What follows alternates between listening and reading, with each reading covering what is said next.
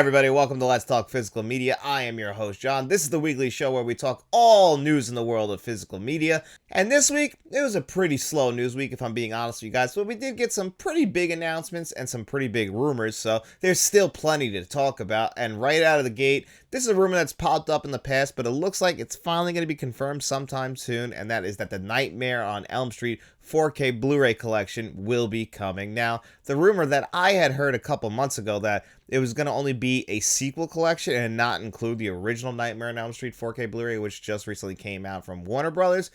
I imagine, though, if Warner Brothers is the ones doing the 4K Blu-ray release collection, more than likely it will include a Nightmare on Elm Street 1. So for people who held out hoping for a full collection, this will definitely pay off for you guys. For me, I don't really care. I'll probably still just get the whole collection and then, give away my Nightmare on Elm Street 4K Blu-ray. I would definitely prefer it like in an entire complete collection, kind of like how the Blu-ray collection was. Of course, make sure we just leave out the 2010 remake and just give us, the original films all the way up to A New Nightmare. But if it does just end up being the sequels, that's cool too. It might be like a Jaws type of situation where we don't want to include the sequels, which don't really have the same quality as the original Nightmare on Elm Street film. I and a lot of other people do like a Nightmare on Elm Street 3 Dream Warriors, but a Nightmare on Elm Street 2 and then 4 I really don't like. 5's fine. I mean, it's nothing special. And I have a soft spot for Freddy's Dead. I know a lot of people hate that movie because of how cheesy and ridiculous it is. That's the exact reason why I love that movie. It's really just a pure comedy at that point, but I still really enjoy that one.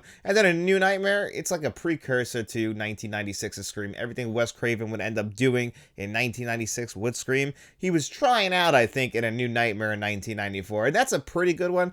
I've never loved it as much as other people do. I still think that A Nightmare on Elm Street from 1984 and A Nightmare on Elm Street 3 are still the best in the franchise. So I'm all for a brand new 4K Blu-ray collection coming for that. And then it also looks like we're going to be having a Chris Farley type of year on 4K Blu-ray because his two most popular films where he teamed up with David Spade are definitely Tommy Boy and Black Sheep. Tommy Boy coming out in 1995, Black Sheep coming out 1 year later in 1996. And Tommy Boy is one of the all-time comedy classics, in my opinion. I absolutely love Tommy Boy. I revisit it every single year, and I still laugh at it. Clearly, David Spade and Chris Farley had great chemistry coming off of Saturday Night Live. They wrote together. They shared an office together. By all accounts, they were best friends. And clearly that carried over to Tommy Boy, which is a fantastic comedy that, the plot of the movie is pretty simple, but still it's really about seeing these guys just play off each other. David Spade playing the straight guy, Chris Farley playing, the lovable idiot, basically just a giant child, which they bring up numerous times in the movie. Rob Lowe playing yet another 90s comedy villain.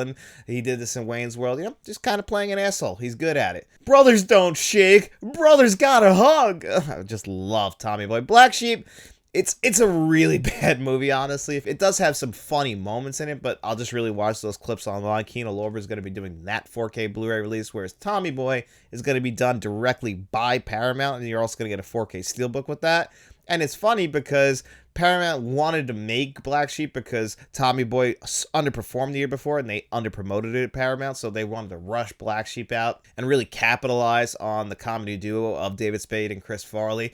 And unfortunately, I feel like that's why the film suffers, because you tried to rush this movie out where the script definitely needed a couple more passes. It does have those moments, and David Spade and Chris Farley do still have chemistry, but I can't say I'm really excited about that Kino Lorber 4K Blu-ray because Black Sheep's not a movie I usually revisit. And then one 4K Blu-ray that's been rumored to be coming for a long time. I think it even got canceled at one point, and that's Alfonso Cuarón's Gravity. This is one of the best films of the 2010s. It stars George Clooney and Sandra Bullock.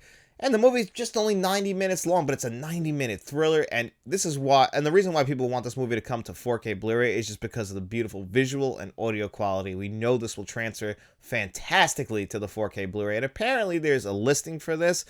Bill Hunt's over on the artist formerly known as Twitter, he was reporting on this. So if he's reporting on it, he's always a very reliable source. And it's supposedly coming out in May, so got my fingers crossed on that one. It'll definitely look fantastic on 4K Blu-ray. I just think that source material is going to lend itself greatly to the 4K format. And then one of my favorite films from the 1990s, one of the most underrated films ever, is 1998's Dark City, directed by Alex Proyas, and this really felt like a prelude to 1996's The Matrix, and I feel like 1999's the, well, what did I say, 1996? I feel like 1999's The Matrix actually kind of buried Dark City because they were really diving into similar themes. The cinematography was very similar to each other, definitely relying a lot on green.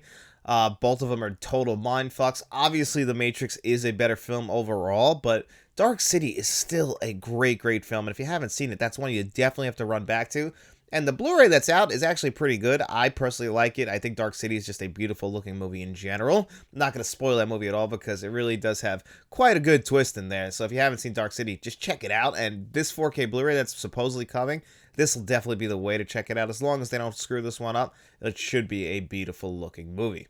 And then it's rumored, actually, no, I think this is confirmed now, that Kino Lorber is going to be doing a 4K Blu-ray transfer for Hard 8. This is the first film directed by Paul Thomas Anderson.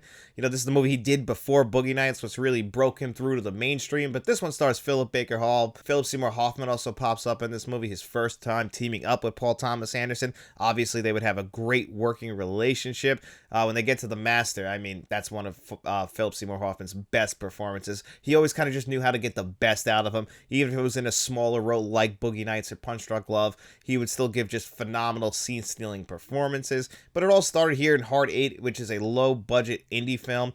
I don't think it's one of Paul Thomas Anderson's best films. This is really just him getting ready to show off. It's kind of like, early Martin Scorsese, where you could see, like, the foundation of what would become a great director in this movie. And I'm really glad it's coming to 4K Blu-ray. But, the Paul Thomas Anderson movies that now we'll have on 4K Blu-ray are Punch Drunk Love, which is getting a Criterion 4K Blu-ray release, which already had a Columbia Classics 4K Blu-ray release, I believe in Volume 4.